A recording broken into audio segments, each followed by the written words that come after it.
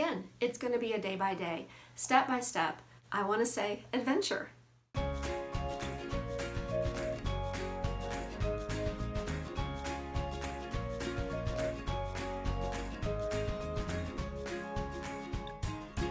Hi, welcome. My name is Rachel. I am a homeschool mom of 4 boys ages 10 to 20. This is our 15th year, and this school year I'm homeschooling a 5th grader and a 10th grader. And today and every Tuesday of this month, I want to talk about high school. And I have some special things coming up, and one of those is a giveaway that I will talk about at the end of this video. If you are new to my channel, I have done some high school videos and I will link them below. But today I want to give you some encouragement and just a little background of my 2 oldest that have already graduated and what we did with them through the high school years. I do want to encourage you. For me, I look at it from the beginning. I knew that God had called us to homeschool. We really had no plans on homeschooling. My oldest was in kindergarten, and through different people and circumstances, the Lord just made it clear to my husband and I that that is what He wanted us to do. So when we got closer to high school, I never really questioned whether we were going to keep going. Now, I did question how in the world were we going to keep going, but we will talk a little bit about that. So I want you to think about those thoughts also. If God has called you to homeschool and He's enabled you to do it, why would He stop? You could say, okay, I have obeyed you, I've homeschooled, but now they're high school. I can't do that. Here you go, Lord. But we cannot do it on our own. He has enabled us, and He will guide us, and He will help us. So, whatever He's called you to do, He will enable you to do. And I say that with conviction because that can apply to any area of our life. As we seek the Lord in homeschooling high school, He never really shows us the big picture. Yes, we can collect the information. Yes, we can plan. We can guide. But these are human beings. And we can schedule it all out on a piece of paper how we think it should be. But these are teenagers. But He has promised to help and to guide us in whatever He's called us to do. Proverbs 16:9 says, "A man's heart desireth his way, but the Lord directeth his steps."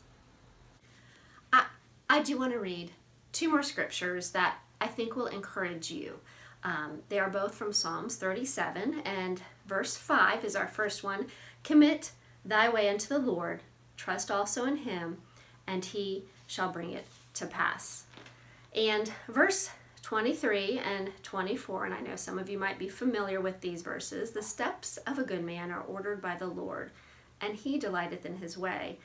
Though he fall, he will not be utterly cast down, for the Lord upholdeth him with His hand." And I'm very thankful that because I am human and I will fail, that the Lord will not cast me down. I just need to keep my eyes on Him. I need to trust in Him and commit this to the Lord. Commit my homeschooling high school journey to the Lord. And it's not always easy because, like I said, you are dealing with teenagers. So I hope that encourages you a little bit. I know the devil is always just back there telling us, you can't do this. What are you thinking? You're not qualified. And as we seek the Lord and read His truth, He tells us if He's called us to do something, that He will guide us and help us and enable us to do what He's called us to do.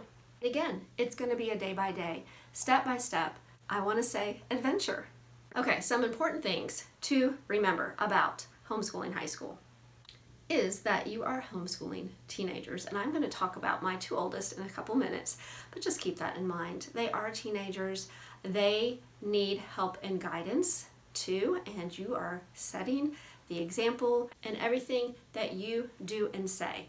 And I've mentioned in my other videos how just homeschooling in general, just children in general, will draw you closer to the Lord, and teenagers even more so.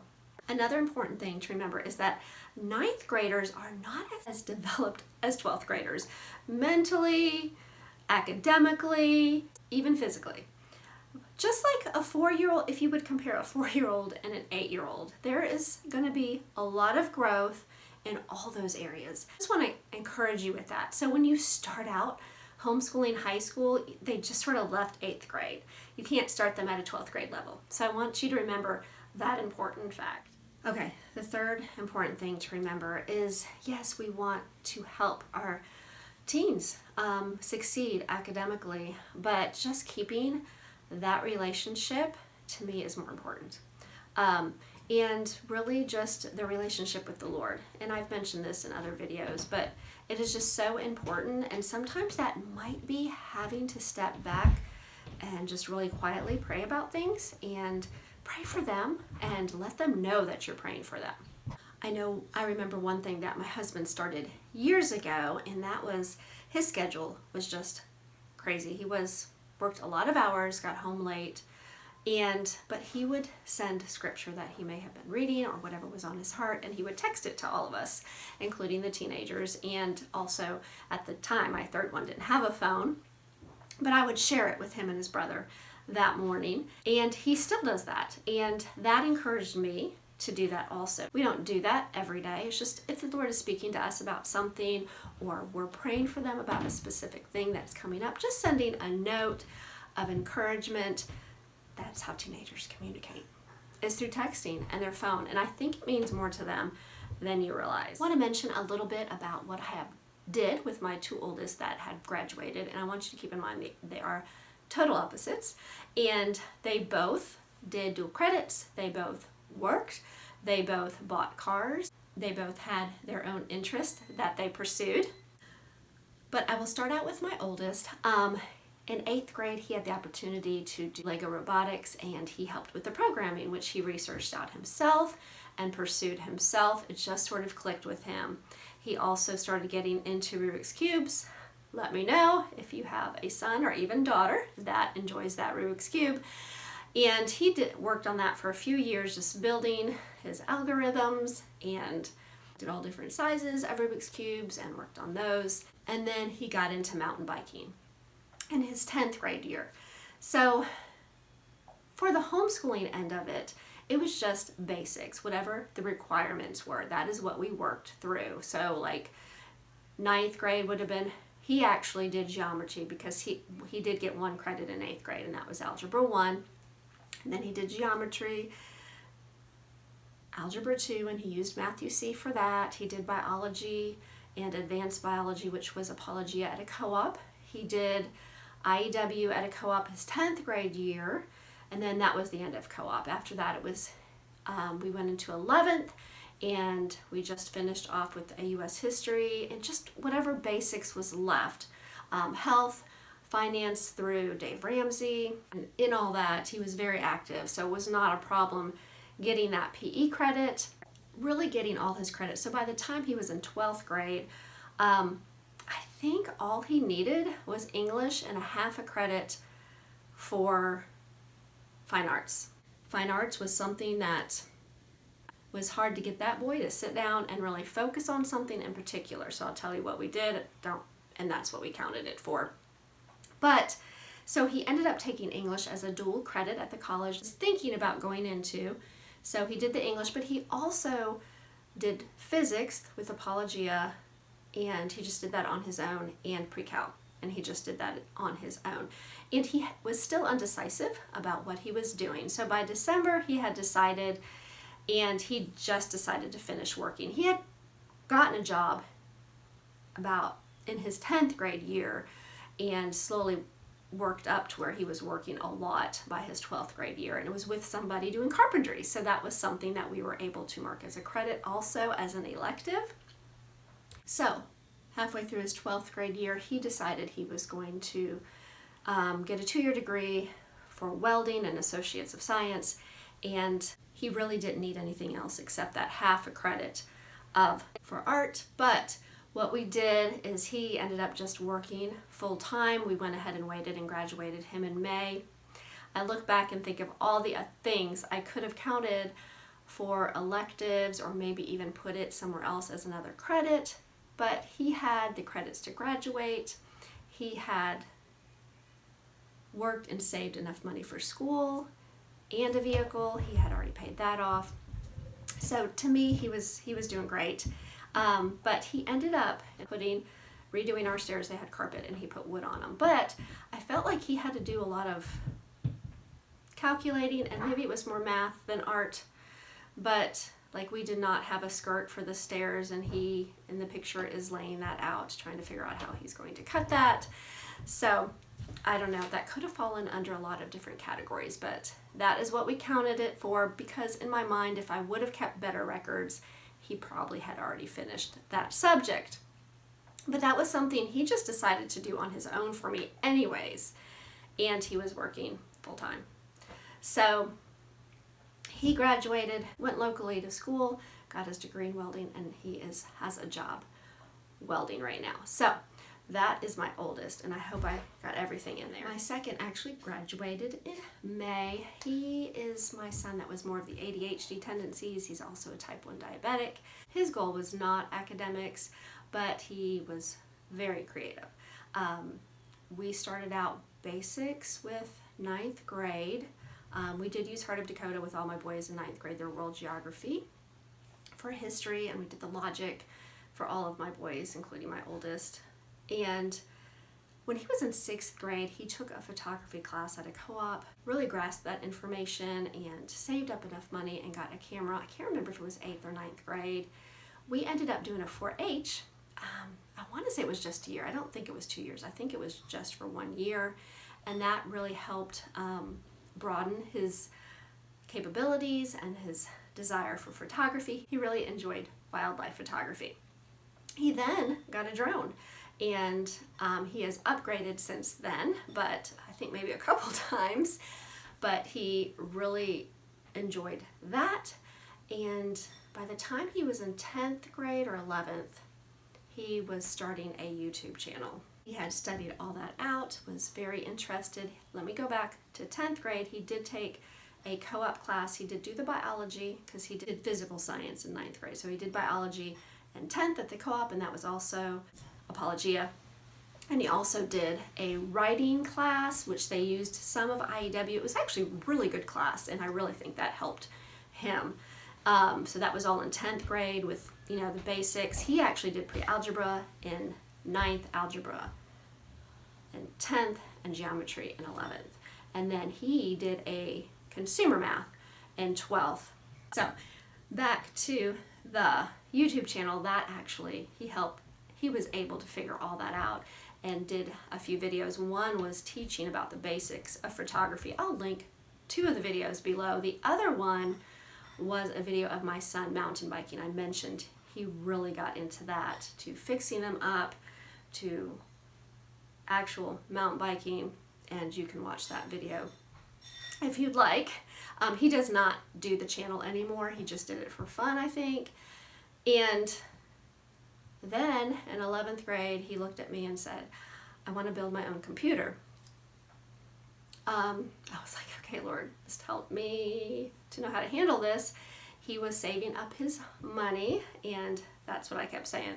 You got to have enough money before I can really talk about this too much. But at the same time, he was researching everything out, discussing it with me, to the point where when it came down to it, he was very excited, and he went ahead and was able to purchase everything he needed. And he did also do a video on that. He purchased everything off a specific site and was able to put that together. And the reason he wanted to do that is because he was into videography and wanted a computer that would keep up with his photography and videography and things like that. We do have a computer in our classroom, but it will not hold all that he wanted to do. So he does have a laptop now. He has graduated, and he is taking a trades right now for auto mechanics, which he, in his mind, is saying this is something I can use and it will be an income, but I'm not sure if that's what he will always be pursuing. So wanted to give you those thoughts on my high schoolers. I know everybody is different. For my oldest, we did keep college in mind. He is still very mathematic. He's actually helped me with my 10th grader on his Algebra 2. a couple weeks ago. I was very thankful that he got us through a little hump there. And the Lord uses that in so many ways. He still does a lot of carpentry work. You can do welding on the side.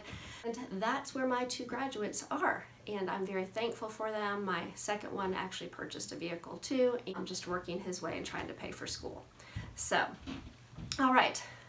That is what I'm going to give you today. And let's talk about that giveaway. I appreciate you watching all that video, and now down to the giveaway. This week, I say this week because I'm going to be giving another book away next week, but let me talk about this book first, Planning High School Courses by Lee Benz, and I'm going to link her website below, and she has so many books available, and I just feel like this will really get someone started. And even if you've been homeschooling for a while, I feel like it's a reminder of like, yes, I'm on the right course, or maybe I need to relax a little bit more. It's going to be okay. It's a really good, encouraging book. It's just a small book. It's one of her books that she calls a coffee break book. You should be able to read it pretty quickly. And it gives you information on all the subjects, requirements, how to deal with teenagers a little bit, choosing curriculum, just some great thoughts and ideas.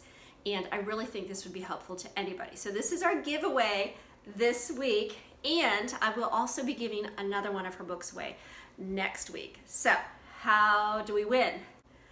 Okay, first, simple, like this video. Second, if you have not already, subscribe. And third, below, I want you to comment and tell me either if you're in the middle of high school, the hardest subject, or if you're thinking about high school and just the subject that you dread, just the subject you think will be the hardest to either teach or help your student through. So I want that comment below.